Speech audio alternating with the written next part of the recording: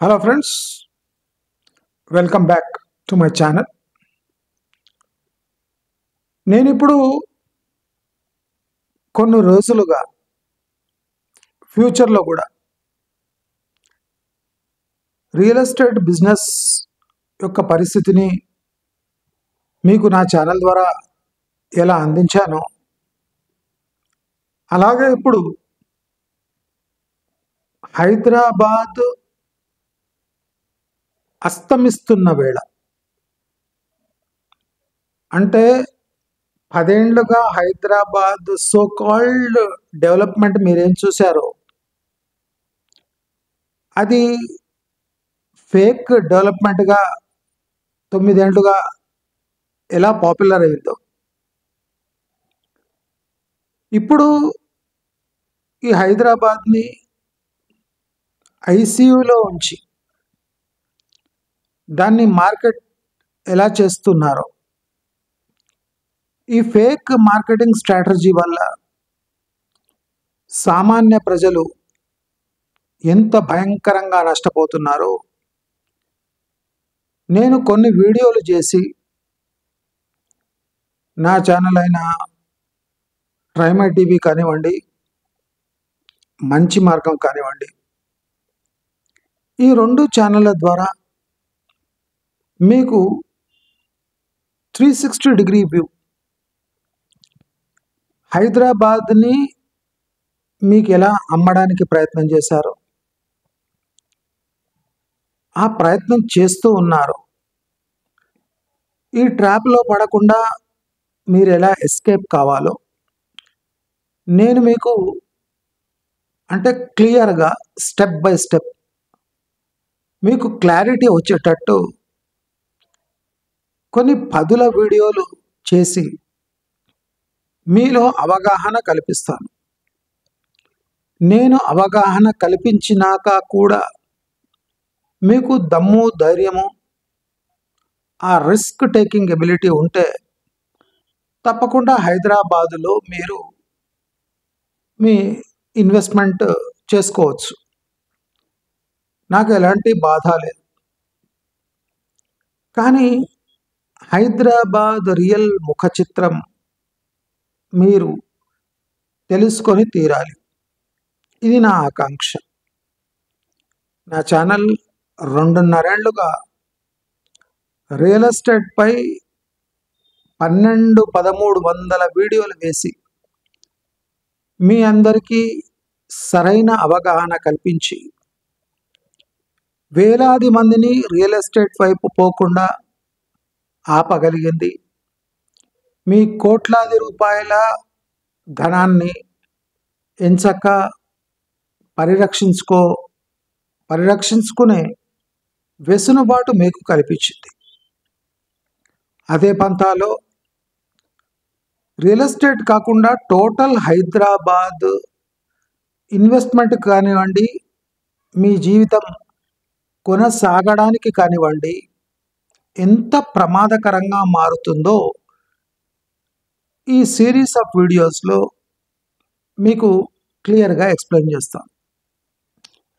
ఇప్పుడు latest news Hyderabad practical నేచర్ని, practical సిచ్యువేషన్ని మీకు చూపిస్తుంది. టాటా కన్సల్టెన్సీ సర్వీసెస్ 12,000 ఉద్యోగాలను తీసేస్తుంటే ఉద్యోగాలు మాయమైపోతున్నాయి. టీసీఎస్ ఈ సంవత్సరం దాదాపు 35 నుంచి 40,000 ఉద్యోగాలను అంటే తమకు అవసరం లేదు గనకనే తీసేస్తున్నది. ఈ అవసరం లేకపోవటం ఏమిటి అంటే ఆర్డర్స్ లేవు, ప్రాజెక్ట్స్ లేవు, బెంచ్ మీద కూర్చోబెట్టినా వాళ్లకు ఆర్డర్స్ రావు. కనుక టీసీఎస్ ఈ ఎంప్లాయీస్ని తీసేస్తుంది. దాని ఫిగర్స్ ఈ సంవత్సరం 35,000 దాటిపోతున్నాయి. లేటెస్ట్గా 12,000 మందిని టీసీఎస్ తొలగిస్తుంది. అంటే సిచ్యువేషన్ ఎంత భయంకరంగా ఉందంటే టీసీఎస్ అంటే ఈ తీసేసే క్రమంలో పదుల సంఖ్యలో డాక్టర్లను సైకాట్రిస్టులను టీసీఎస్ సాఫ్ట్వేర్ హెడ్ ఆఫీస్లో కానివ్వండి ఆఫీసెస్లో కానివ్వండి టెంపరీగా నియమించుకుంటుంది. ఎందుకంటే ఈ సడన్ లే ఆఫ్స్ వల్ల చాలామందికి గుండెపోటు వచ్చే అవకాశం ఉంది, మానసికంగా తీవ్రంగా ఇబ్బందులు పడతారని డాక్టర్స్నే నియమించిందట. అంటే సిచ్యువేషన్ ఎంత ప్యాథటిక్గా ఉందో ఈ హైదరాబాదు డబ్బా కొట్టుకునే వెధవలు తెలుసుకోవాలి.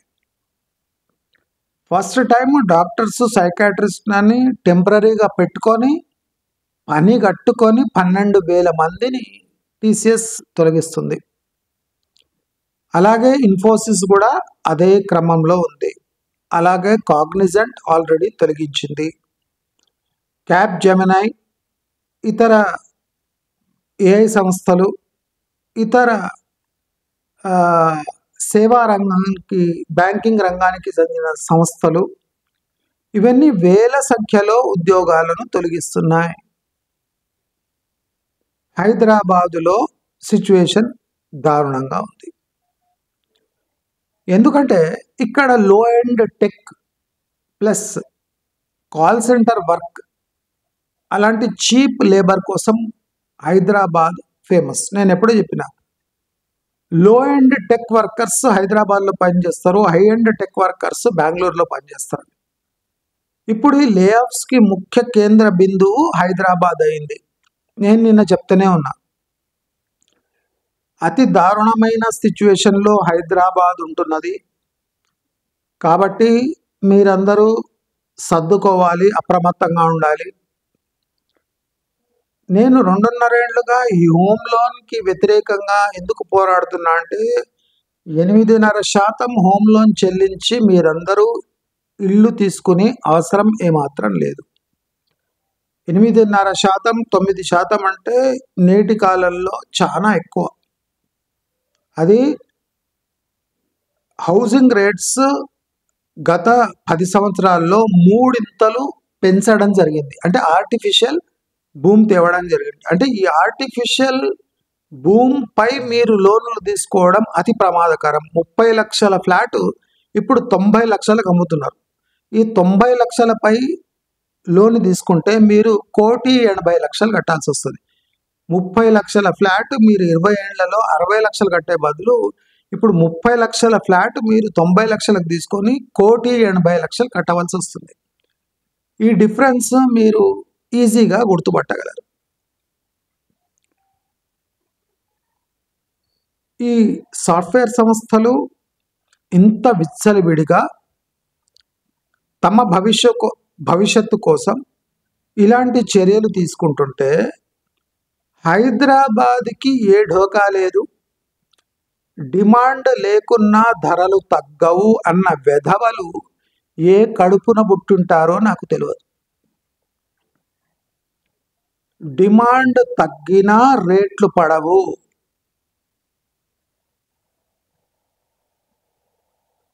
చాలామంది ఫ్లాట్లు పాడుగావు, ఇవేమి యాపిల్సా లేదా అరటిపండ పాడైపోవడానికి కుళ్ళిపోవడానికి. సో ఫ్లాట్లు ఒక పండ్ల లాంటి కూరగాయ లాంటివి కావు, అవి 3-4 ఏళ్ళు ఉంచుకున్నా మెల్లగా అమ్ముతారు అనే ధీమా బిల్డర్ల కన్నా ఎక్కువ ఈ సోకాళ్ళు విధవలకు ఎక్కువ ఉంది. ఈ విధవలు తెలుసుకోవాలని ఏమంటే 3 ఏళ్ళకి నాకు ఒక కొత్త ఫ్లాట్ అమ్ముడు పోకపోతే అది సెకండ్ హ్యాండ్ ఫ్లాట్గా పరిగణించబడుతుంది. ఎందుకు అని 2 రీజన్లు ఉన్నాయి. ఒకటి, ఈ 3 ఏళ్లలో అమ్ముడు పోని ఫ్లాట్కు కాంపిటీషన్గా కొత్త ఫ్లాట్లు వస్తాయి.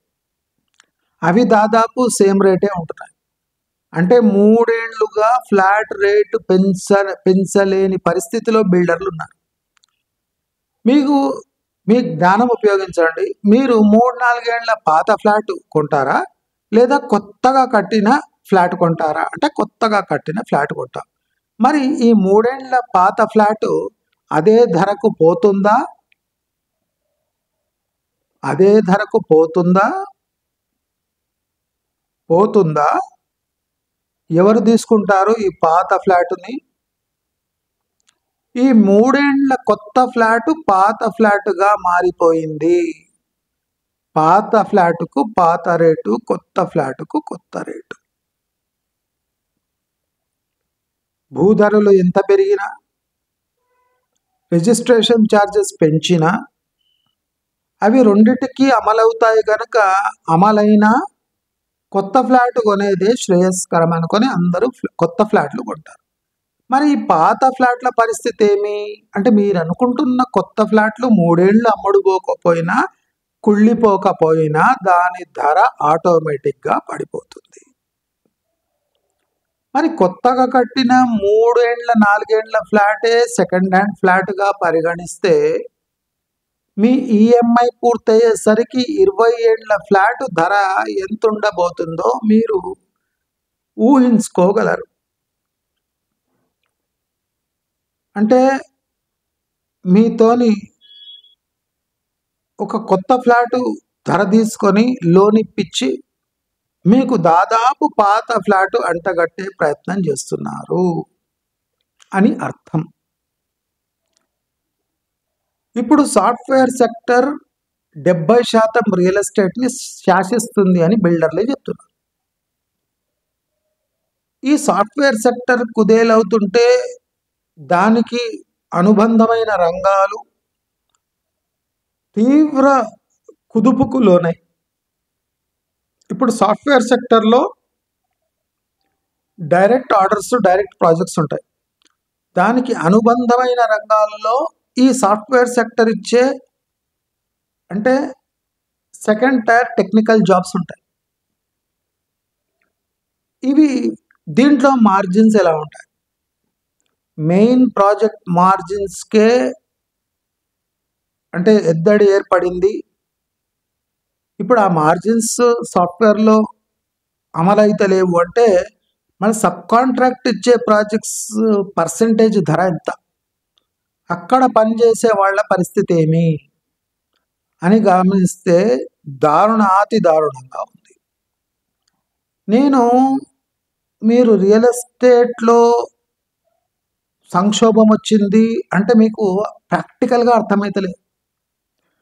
అందుకోసం ఓవరాల్ నేను హైదరాబాద్ సిటీ కానీ, తెలంగాణ రాష్ట్రం కానీ, ఆంధ్ర రాష్ట్రాల్లో జరుగుతున్న తంతును వివరిస్తేనన్నా మీకు ఓవరాల్ పిక్చర్ అర్థమవుతుంది అని నేను నా ప్రయత్నంగా ఈ వీడియోస్ చేస్తున్నాను. సమస్య భయంకరంగా ఉంది. ఏ క్షణమైనా, క్షణము అనగా ఏ టైం అయినా, టైం చూస్ చేసుకొని రాదు, భారతదేశంలో ఆర్థిక సంక్షోభము ఏర్పడబోతుంది. జాబుల కోసం తీవ్రంగా కొట్లాటలు, పీకులాటలు, కాంపిటీషన్, మార్జిన్ స్క్వీజ్ జరగబోతుంది. టీసీఎస్, ఇన్ఫోసిస్ లాంటి దిగ్గజ సంస్థలు గజగజ వణికిపోతున్నాయి. అంటే ఇది ప్రమాద ఘంటికలు. అదే కాకుండా ఫాక్స్కాన్ లాంటి సంస్థలు హైదరాబాదులో తిష్ట వేయడం ఇప్పుడు వాటికే ప్రమాదకరంగా మారింది. టెక్నికల్ మ్యాన్ పవర్ లేకపోవటము, సమర్థవంతమైన లేబర్ అవైలబుల్ లేకపోవటము, ఇక్కడ క్లైమాటిక్ కండిషన్స్, ఇక్కడ వర్క్ ఫోర్స్ ఎఫిషియన్సీ బాగా తక్కువ ఉండటం కారణంగా ఇక్కడ ఇండస్ట్రియలైజేషన్ చితకనబడి హైదరాబాద్ ఏదో మారుమూల స్థానంలో ఉంది. టోటల్ హైదరాబాద్ అంటే మనము స్థానం చూడాలనుకుంటే ఏదో మారుమూల ప్లేస్లో హైదరాబాద్ ఉంది. ఇప్పుడు మన పొలిటికల్ సర్కిల్స్లో జరిగే అనౌన్స్మెంట్ ఎవరు నమ్మే పరిస్థితిలో లేరు. హైదరాబాదులో ఎంత దారుణమైన స్థితులు ఉన్నాయంటే చెప్పలేని పొజిషన్లో హైదరాబాద్ ఉంది. కాబట్టి మీరు పిచ్చి పిచ్చిగా రియల్ ఎస్టేట్ అని లక్షలకు లక్షలు హోమ్ లోన్లు తీసుకోబోకండి. హైదరాబాదు ఏ క్షణమైనా కుప్పకూలుతుంది. నేను చెప్పినట్టు వెస్ట్ హైదరాబాదులో గత సంవత్సర కాలంలో దాదాపు 30,000 ఫ్లాట్లు యాడ్ అయినాయి. 3 లక్షలకు 3 లక్షల అమ్ముడు బోని ఫ్లాట్లకు ఇంకో 30,000 తోడైనాయి. ఓవరాల్ హైదరాబాదులో 5,50,000 ఫ్లాట్స్ ఖాళీగా ఉన్నాయి. డిమాండ్ తగ్గిపోయినా ధరలు పడవు అనేవాళ్ళు ఏ కడుపున పుట్టారో ఎలా పుట్టారో మనకు తెలియదు. ఒక ఫ్లాటుని యాపిల్తో పోల్చడం, ఒక అసెట్ యొక్క ఫేస్ వాల్యూని, దాని లైఫ్ని చాలా పొడిగించడం మనం చూస్తుంటాం. మన తాతల కాలంలో కట్టిన ఇండ్లు గట్టిగానే ఉంటాయి. మనం కట్టుకునే ఇండ్లకు క్రాక్స్ వచ్చేస్తాయి. అంటే నాణ్యత ప్రమాణాలు లేకుండా మన యాబ్సెన్స్లో కట్టిన ఫ్లాట్లు అతి దారుణ కండిషన్లో ఉన్నాయి. ఇప్పుడు 3 ఏళ్ల క్రితం కట్టిన హైరైజ్లలో బాత్రూమ్స్లో, టాయిలెట్స్లో అన్ని చోట్ల సీపేజ్, హ్యూమిడిటీ, కారటము, మెయింటెనెన్స్కు ప్రతి నెల లక్షలు ఖర్చు పెడుతున్న హైరైజ్లు కోకొల్లలు ఉన్నాయి. అంటే ఒక ఓనర్ సూపర్విజన్ లేకుండా రెడీమేడ్ ఫ్లాట్స్ కొనడము ఎంత ప్రమాదకరమో ఈ ఘటన మనకు క్లియర్గా చెప్తూనే ఉంది. కాబట్టి మనము బేషిజాలకు పోకుండా రాబోయే రోజులు అతి ప్రమాదకరంగా మారుతున్నాయి.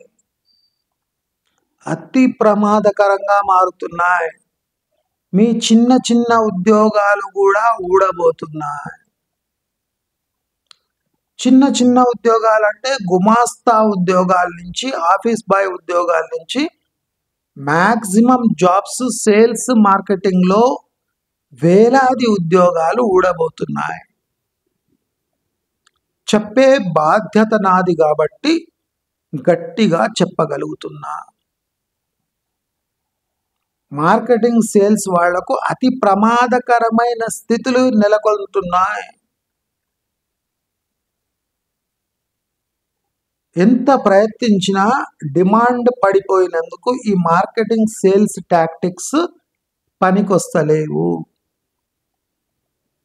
ప్రతి ఒక్క బిజినెస్ ఆర్గనైజేషన్ ఖర్చులు తగ్గించుకోవాలంటే ఆన్లైన్ వైపు చూస్తున్నాయి.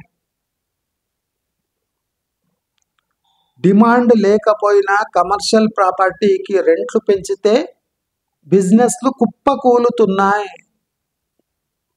హైదరాబాద్ చుట్టుముట్టు రోజు ఆన్ యావరేజ్ 2 నుంచి 3,000 అంటే బిజినెస్ క్లోజ్ అవుతున్నాయి. ఇది గత 2 ఏళ్లుగా జరుగుతుంది. బిజినెస్ తక్కువైపోయినా కమర్షియల్ రేట్స్ ఎక్కువ ఉన్నందుకు చాలా మంది షాపులు వీడి ఏమీ చేయకుండా ఉంటున్నారు, కానీ బిజినెస్లు రన్ చేయలేకపోతున్నారు. అంటే commercial property rates, lease rentals అతి ప్రమాదకర స్థాయిలో పెరిగినాయి. దానివల్ల బిజినెస్లు మూతబడి కమర్షియల్ ప్రాపర్టీకే డిమాండ్ లేకుండా పరిస్థితులు నెలకొంటున్నాయి. నేను అతి ప్రమాదకరంగా ఉన్న విషయాన్ని అంత సరళంగా మీరందరూ సర్దుకోవాలని నేను ఇంత తీవ్రమైన దీంతో చెప్తున్నాను. దీనికి సిచ్యువేషన్ 10 రెట్లు ప్రమాదకరంగా ఉంది. ఆదా చేసుకోవడం నేర్చుకోండి. సంపాదన పెంచుకోలేకపోతే ఆదా చేసుకోవడమైనా నేర్చుకోండి. అయినా నేర్చుకోండి, ఆదా చేసుకోవడమైనా నేర్చుకోండి. టైం బాగున్నప్పుడు ఫ్లాట్లు, బంగారము ఉంటే అమ్ముకోండి. చాతనైతే బంగారము సులువుగా అమ్మొచ్చు, కానీ ఫ్లాట్లు అనుకున్న టైంలో మనకు పనికి రావు. అమ్మి చూడండి. మీ ప్లాట్లు బంగారం ఏది ముందు అమ్ముడుపోతుంది? ఒక గంటలో, అర్ధ గంటలో బంగారం అమ్ముడుపోతుంది. కానీ నెలలు సంవత్సరాలు గడుస్తున్న ప్రాపర్టీలు మీ అనుకున్న కాదు, మీరు డిస్కౌంట్ ఇచ్చినా అమ్ముడుపోతలేదు. అంటే అతి ప్రమాదకరమైన సిచ్యువేషన్లో మీరున్న మీ ఫ్లాట్లు మిమ్మల్ని ఆదుకోలేకపోతున్నాయి. ఇది నేను 2.5 ఏళ్లుగా మీకు పూసగుచ్చినట్టు చెప్తున్నా. బంగారం ఏ క్షణమైనా, ఏ రాత్రైనా అమ్మేయచ్చు, ఏ క్షణమైనా డబ్బులు పొందొచ్చు. అవి మన కష్టానికి పనికొచ్చే విధంగా మనం చేసుకోవచ్చు కాదా? ఆలోచించండి. అతి ప్రమాదకరమైన సిచ్యువేషన్ని నేను విడమర్చి రియల్ ఎస్టేట్లో మేము అందరినీ ఎలా గైడ్ చేయగలిగాను? హైదరాబాద్ పుట్టి మునుగుతుంది, ఎక్కడ చూసినా పచ్చి అబద్ధాలే, ఎక్కడ చూసినా పచ్చి అబద్ధాలు. మెట్రో రైలుతో రోజు 1 గంట మాట్లాడి రేవంత్ రెడ్డి మెట్రో రైలుని ప్రభుత్వ రంగ సంస్థగా చేయడంలో సక్సెస్ఫుల్ అయ్యారు అని ప్రచారం. కానీ ఎల్ఎన్టీ సంస్థ మీరు రాత్రి ఎప్పుడు అడిగినా, గత 3-4 ఏళ్లుగా మీరు రాత్రి ఎప్పుడు లేపి మీరు అమ్ముతారా అంటే అమ్మడానికి రెడీగా ఉంది ఎల్ఎన్టీ. అడగాలే కానీ ఈ మెట్రోని హ్యాండ్ ఓవర్ ఎప్పుడు చేద్దామా అని గత 4 ఏళ్లుగా ట్రై చేస్తుంది ఎల్ఎన్టీ. ఇది రియాలిటీ. జరుగుతున్న ప్రచారం ఏమంటే, తెలివితేటలు ఉపయోగించి ముఖ్యమంత్రి ఎల్ఎన్టీ సంస్థను 12,000 కోట్లు అంటే దాన్ని డెట్ తీసుకొని 2,000 కోట్లు ఇచ్చి ఎల్ఎన్టీని జరిపేసి ఈ టోటల్ మెట్రోని తన ఆధీనంలోకి తెచ్చుకున్నాడు అని. అది ఎంత ప్రమాదకరమో రేవంత్ రెడ్డికి తెలియదు. రాబోయే ఫేజ్ 2కు ఎవ్వడు వీళ్లకు లోన్లు ఇవ్వడు. ఎల్ఎన్టీకి ఫేజ్ 2 లోన్స్ శాంక్షన్ అయితే కానీ తెలంగాణ సర్కార్కు ఫేజ్ 2 లోన్స్ శాంక్షన్ కావు. ఈ స్టేట్మెంట్లో రియాలిటీలో డిఫరెన్స్ ఎంత ఉందో మీరే తెలుసుకోండి. 101 కోటికి ఎకరా హెచ్ఎండిఏ అంటే non negotiable base price 101 crore. అసలు వీళ్ళకు బుర్రలు ఉన్నాయా? అన్నం తింటున్నారా, ఇంకేమైనా తింటున్నారా మనకు అర్థం కాదు. ప్రస్తుతం రాజకీయ పరిస్థితులు ఎట్లా ఉన్నాయి, సామాజిక పరిస్థితులు ఎలా ఉన్నాయి, పొలిటికల్ స్టెబిలిటీ ఎలా ఉంది, రాష్ట్రం యొక్క ఆర్థిక పురోగతి ఎలా ఉంది చూసుకొని భూమి రేట్లు నిర్ణయిస్తారా? లేదా 3 ఏళ్ల క్రితం 100 కోట్లు పోయింది కనుక ఇప్పుడు 101 కోటి పెట్టి ఆ ప్రైజ్ని పెంచదలుచుకున్నారా? మీరే ఆలోచించండి. అంటే లాజిక్లెస్ వాదనలతో ఒక రాష్ట్రాన్ని ఐసీయూలో పెట్టి అమ్మేసే ప్రయత్నం చేస్తున్నారు. ఫ్యూచర్ సిటీకి నీళ్ల సరఫరా ఇంకా రాలేదు. ఇప్పుడు ఉన్న గ్రిడ్ అమెజాన్ కోసం కట్టిన గ్రిడ్, ఫ్యూచర్ సిటీ కోసం కట్టిన గ్రిడ్ కాదు. ఫ్యూచర్ సిటీ కోసం ఎక్స్టెన్షన్ తీసుకొని కొత్త గ్రిడ్ నిర్మించాలి. ఇదే రియల్ థింగ్స్. ఇప్పుడు స్కిల్ యూనివర్సిటీ కట్టేది మెగా కృష్ణారెడ్డి. 200 కోట్లు పెట్టి మెగా కృష్ణారెడ్డి ఇప్పుడు ఆ స్కిల్ యూనివర్సిటీని కడుతున్నాడు, కట్టిపిస్తున్నారు. ఇక కాళేశ్వరంపై మెగా కృష్ణారెడ్డిపై చర్యలు ఉంటాయా?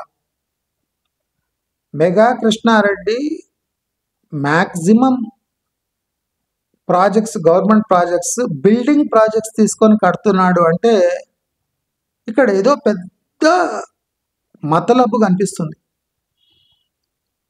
జాగ్రత్తగా ఉండాలి. ఏదో మతలబు కనిపిస్తుంది. మరి కాళేశ్వరంపై మెగా కృష్ణారెడ్డిపై చర్యలు ఉంటాయా? కొత్త గవర్నమెంట్ కూడా మెగా కృష్ణారెడ్డికి ప్రాజెక్ట్స్ ఇస్తుంటే ఆయనపై చర్యలు ఉంటాయా అంటే ఉండవు.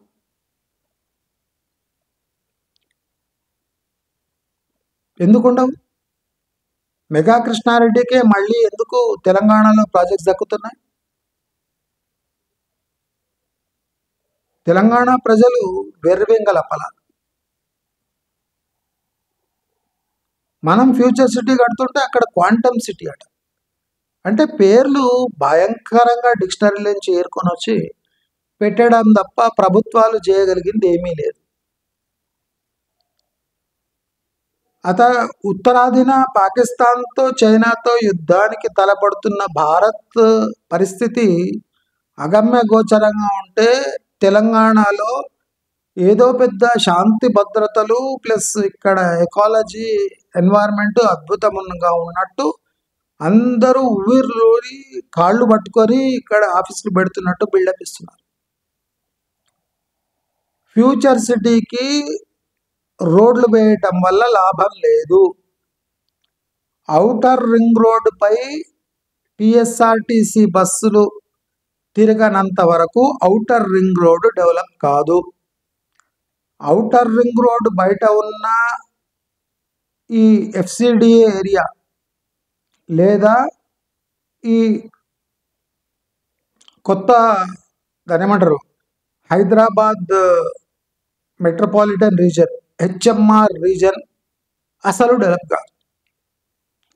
ప్రభుత్వ రంగ ట్రాన్స్పోర్ట్ సిస్టమ్ అయిన టీఎస్ఆర్టీసీ ఓఆర్ఆర్పై ఫుల్ స్కేల్ సేవలు ఎప్పుడు అందిస్తుందో అప్పుడే ఓఆర్ఆర్కి కొద్ది కళొచ్చి డిమాండ్ వచ్చి తదుపరి ఓఆర్ఆర్ బయట ఏరియాస్ డెవలప్ అయ్యే సూచనలు ఉన్నాయి. కానీ ఎవరి కార్లు, ఎవరి బండ్లు, ఎవరు ఎడ్లు బండ్ వేసుకొని ఫ్యూచర్ సిటీకి పోయి రండి అంటే ఎవడు పోడు. అక్కడ ఉండే పరిస్థితులు కూడా లేవు. పెద్ద రోడ్ వేసినా రోడ్డు పట్టుకొని 20 కిలోమీటర్ల లోపల పోతే ఒక బీడీ కట్ట కూడా దొరకని పరిస్థితి. సిగరెట్ కాదు, బీడీ కట్ట. సో బీడీ కట్ట కూడా దొరకని ప్లేస్లో పోయి మీరు ఉండండి, పెద్ద పెద్ద బిల్డింగ్లు కట్టుకోండి, ఇక్కడ పెద్ద లేఅవుట్ అవుతుంది, Amazon data centre, Amazon data centre, Amazon data centre అంటే ఆ డేటా సెంటర్ నుంచి తెలంగాణకు 50 పైసల లాభం కూడా వస్తలేదు, రాదు కూడా. డేటా సెంటర్కి విపరీతమైన కరెంటు ఖర్చులు, నీళ్ల ఖర్చులు, బిల్డింగ్ కండిషన్లో ఉంచుకోవటము. అంటే ఈ డేటా సెంటర్స్ ఆ సంస్థలకే భారంగా మారి ఎవరైనా అతి తక్కువ ధరలో ఈ డేటా సెంటర్ ల్యాండ్ కానీ, వాటర్ కానీ, కరెంటు కానీ సప్లై ఎవరైనా చేస్తారా అని ఎతుకుతూ ఎవరు ఇవ్వకపోగా తెలంగాణలో ఈ ప్రయత్నం జరుగుతుంది. అదే అమెజాన్ డేటా సెంటర్. ఇప్పుడు గూగుల్ డేటా సెంటర్ ఆంధ్రాలో పెడితే కూడా విపరీతమైన కరెంటు ఖర్చు, నీళ్లు, అన్ని ఫెసిలిటీస్ యూజ్ చేసుకొని ఆంధ్రాకు 50 పైసలు అంటే న్యాయం కూడా జరగదు. అక్కడ ఊడ్చేవాళ్ళు, తూడ్చేవాళ్ళకు తప్ప వేరే వాళ్లకు ఎంప్లాయ్మెంట్ దొరకదు. గూగుల్ డేటా సెంటర్ చెప్తున్నాను, గూగుల్ సాఫ్ట్వేర్ కాదు. గూగుల్ డేటా సెంటర్లో, అమెజాన్ డేటా సెంటర్లో అతి తక్కువ లేబర్తో అక్కడ సూపర్ కంప్యూటర్స్ని మేనేజ్ చేయడం జరుగుతుంది. దాన్నే డేటా సెంటర్ అంటారు. అది తప్ప అక్కడ రీసెర్చ్ అండ్ డెవలప్మెంట్ జరగదు, ఓన్లీ డేటా ప్రాసెసింగ్ జరుగుతుంది. అక్కడ క్వాలిటీ కరెంటు నీళ్లు అన్నీ తీసుకొని ఎంప్లాయ్మెంట్ కూడా ఇవ్వరు. అందుకోసం ఈ డేటా సెంటర్స్ కోసం ప్రపంచవ్యాప్తంగా ఈ సంస్థలు వెతుకుతూ ఉంటాయి బకరాల కోసం. ఆ బకరాల రూపంలో మనకు తెలంగాణలో ఒక డేటా సెంటర్, ఇప్పుడు గూగుల్ డేటా సెంటర్ ఆంధ్రప్రదేశ్లో పెడుతున్నారని భోగట్ట. హైదరాబాద్ కన్నా అతి ప్రమాదకరమైన ఏరియా అమరావతి చుట్టుముట్టు ఏరియా. 20 years వరకు అమరావతి డెవలప్ కాదు, ఇక మీ ఇష్టం. ఇప్పుడు ఫ్యూచర్ సిటీలో అసలు మీ 12 lane హైవే ఎక్కడి నుంచి ఎక్కడి వరకు ఎట్లా పోతుంది, దీని భూసేకరణ వివరాలు తెలవనేంత వరకు ఫ్యూచర్ సిటీలో ఇన్వెస్ట్ చేయడం అతి ప్రమాదకరము. ప్లాన్ కాదు, ఈ 12 laneల హైవే ఎప్పుడు ఈ కన్స్ట్రక్షన్ ప్రారంభమవుతుందో అప్పుడే ఈ హైవేని నమ్మండి, అంతవరకు నమ్మకండి. ఇది నా స్ట్రైట్ సజెషన్. 12 laneల హైవే రూట్ మ్యాప్ చూడకండి, ప్రాక్టికలీ ఆ హైవే డెవలప్మెంట్ స్టార్ట్ కాగానే అప్పుడు మీరు ఇక్కడ ఇన్వెస్ట్ చేయొచ్చు. కానీ ఎప్పుడు ఎవరి ల్యాండ్ పై నుంచి ఏ రోడ్డు పోతుందో తెలియని పరిస్థితుల్లో మనము ఇన్వెస్ట్ చేయడం ప్రమాదకరం. ఇప్పుడు FCDA పరిధిలో వచ్చిన HMDA DTCP లేఅవుట్లలో మీరు ఇన్వెస్ట్ చేయొచ్చు అంటే అది కూడా ప్రమాదమే. Future city development plans change అయితే ఏ టైంలోనైనా DTCP లేఅవుట్లు మాయమయ్యే అవకాశాలు ఉన్నాయి. HMDA కాకపోయినా DTCP లేఅవుట్లు మాయమయ్యే అవకాశాలు ఉన్నాయి. ఫామ్ ల్యాండ్స్, ఇతర చిన్నపాటి లేఅవుట్లు, అగ్రికల్చర్ ల్యాండ్స్ కూడా మాయమయ్యే అవకాశాలు చాలా ఉన్నాయి. కాబట్టి రియల్ ఎస్టేట్లో ఈ టైప్లో అంటే ఈ టైంలో ఇన్వెస్ట్ చేయడం ఫ్యూచర్ సిటీలో అతి ప్రమాదకరం. 15,000 12,000 ఉన్న రేట్లు కాస్త 7,000 6,000కు పడిపోయాయి. ప్రభుత్వ పెద్దలు వచ్చి ఇక్కడనే టెంట్ వేసుకొని ఇల్లు కట్టుకుంటామన్నా ఎవ్వడూ నమ్మడానికి రెడీగా లేరు. వెస్ట్ హైదరాబాద్ భవితవ్యం తేలకుండా ఫ్యూచర్ సిటీ డెవలప్ అయ్యే ఆస్కారం లేదు. కాబట్టి హైదరాబాద్ అతి ప్రమాదకరమైన నగరంగా ఇన్వెస్ట్మెంట్ కోసం ఇప్పుడు నంబర్ 1 స్పాట్లో ఉంది. అంటే అతి ప్రమాదకరమైన ప్లేస్లో నంబర్ 1 ప్లేస్లో హైదరాబాద్ ఉంది. ఇది తెలియకుండా పిచ్చి పిచ్చి వాగుడ్లకు బానిసై మీరు హైదరాబాద్లో ఇన్వెస్ట్ చేశారంటే బూడిదలో వేసిన పన్నీరులాగా మారుతుంది. ఇది నేను బాండ్ రాసిస్తాను. నీళ్ల సరఫరా లేదు, ఈ 12 lane హైవే ప్లానింగ్ సరిగ్గా లేదు, రేడియల్ రోడ్ల వల్ల ఉపయోగమేమో తెలియదు, అమెజాన్ డేటా సెంటర్ వల్ల ఒరిగిందేమో తెలియదు. ఈ భూములు ఇచ్చిన రైతులకు ఒక లేఅవుట్ చేసేస్తే అసలు ఈ రూపురేఖలు ఎలా మారిపోతాయో నాకైతే అర్థం కాలేదు. అక్కడ కడుతున్న స్కిల్ యూనివర్సిటీ వల్ల ఈ ఏరియాకంతా ఒక వైభవం వస్తుందంటే ఎలా వస్తుందో నాకైతే అర్థం కాదు. ఈ స్కిల్ యూనివర్సిటీ 13,000 ఎకరాలను ఎట్లా ప్రభావితం చేస్తుందో నాకు తెలియదు. మీకు అర్థమైతే మీరు పెట్టుబడులు పెట్టుకోండి.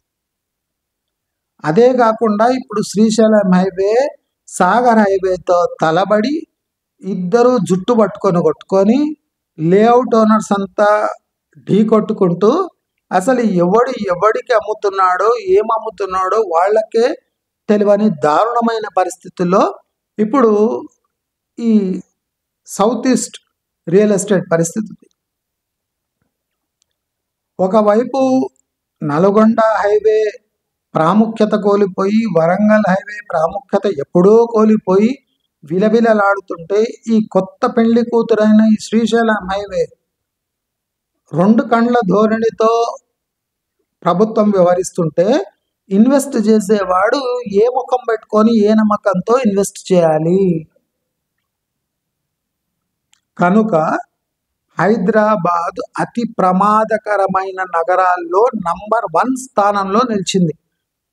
అంటే మీరు ఇప్పుడు 10 లక్షలు పెడితే 2-3 ఏళ్ళు అయినాక అది మీకు 6 లక్షల్లో దొరికే అన్ని అవకాశాలు హైదరాబాదులో ఉన్నాయి.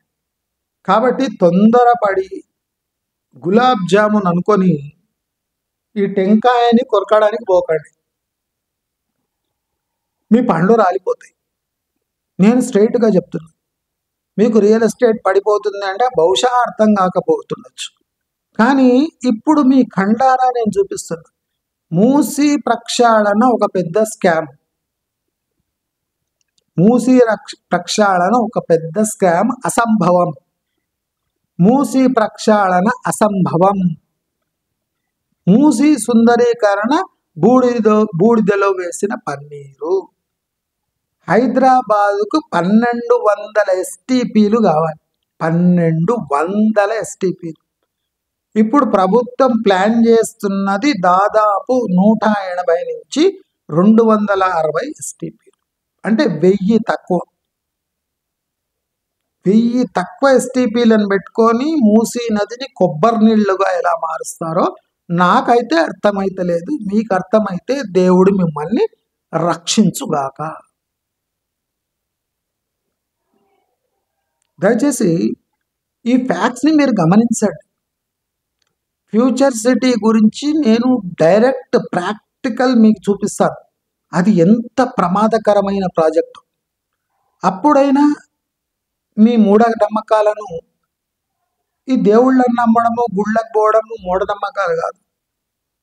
మీరు జన్మంతా సంపాదించిన డబ్బును కొందరి మాటలు విని వాళ్లకు ధారాదత్తం చేయడం కన్నా మూఢనమ్మకము ఇంకోటి లేదు. అంటే రియల్ ఎస్టేట్ ఇప్పుడు అతిపెద్ద మూఢనమ్మకానికి కేంద్రంగా మారింది.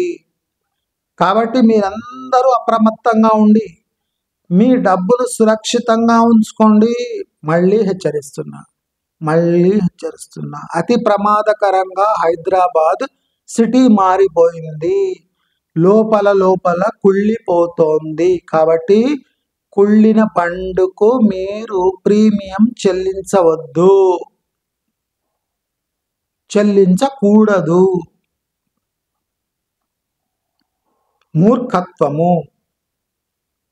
మూర్ఖత్వం వైపు మీరు పరుగులు తీయకండి, అటువైపు చూడకండి. ప్రతి ఒక్క అనౌన్స్మెంట్ స్వార్థానికి అంటే తోక లాంటిది. స్వార్థానికి తోక లాంటిది ఈ అనౌన్స్మెంట్స్ అని. ఏ అనౌన్స్మెంట్కి లాజిక్ లేదు. రాబోయే 10-15 ఏళ్ళు మనం ఉంటామో పోతామో కూడా తెలియని సంవత్సరాలవి. రాబోయే 3 సంవత్సరాల గురించి ఎవ్వడూ మాట్లాడతలేడు. రాబోయే 10, 15, 20 సంవత్సరాలు అంటే మనం ఉంటామో పోతామో అని చెప్తున్నాడు.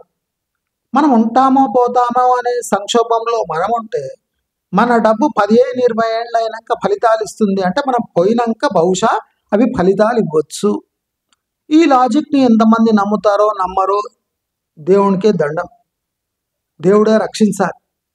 దేవుడే మీకు బుద్ధి కలిగించాలని నేను కోరుకుంటూ రాబోయే వీడియోల్లో మీకు ఇంకా వివరంగా భయానకమైన రీతిలో మిమ్మల్ని ఆదుకునే అన్ని ప్రయత్నాలు నేను మాత్రమే చేస్తాను అని హామీ ఇస్తూ నమస్కారం.